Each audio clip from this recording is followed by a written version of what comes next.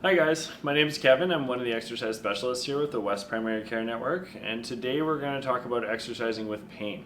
So a big part of our job as exercise specialists is working with people who pain is limiting their movement.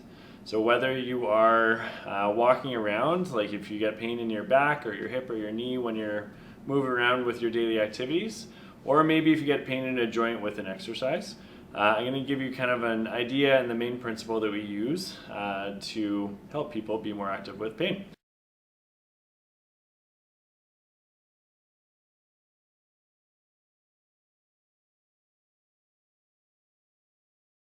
So let's start by talking about walking around with your daily activities or aerobic exercise. So either of those, let's say walking around, let's use an example of someone who they say, I can't walk because I have pain in my back.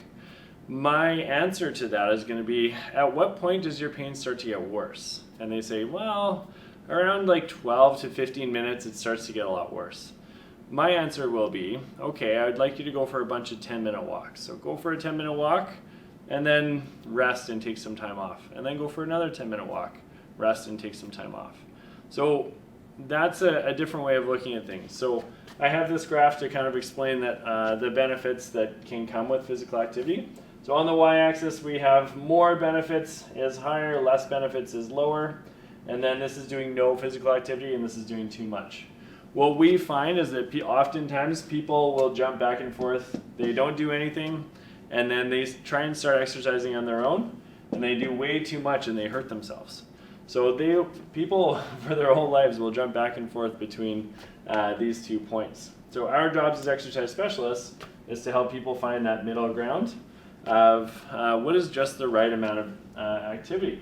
So we're going to call this just right. So what would that look like?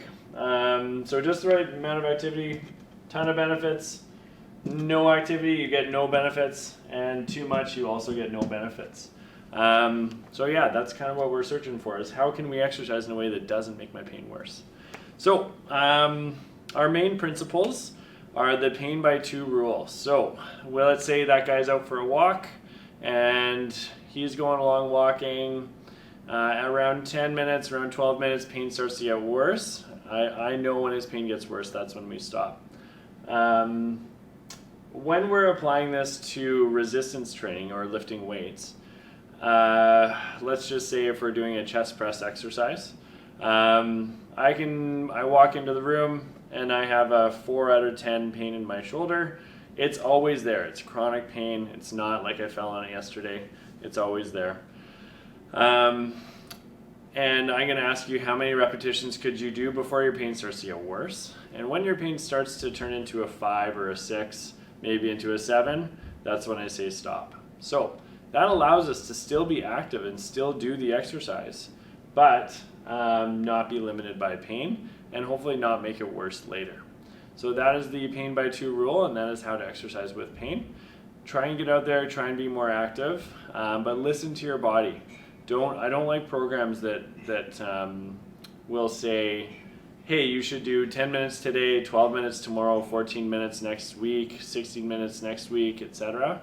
That's not listening to your body. And what if you have pain at 10 minutes? Should you still do 16? No, you shouldn't. So listen to your body, do what it's willing to do without an increase in pain. And then that's how you'll overall improve over time without hurting yourself. Okay? My name is Kevin, exercise specialist with the West Primary Care Network. Thanks for watching. This has been How to Exercise with Pain.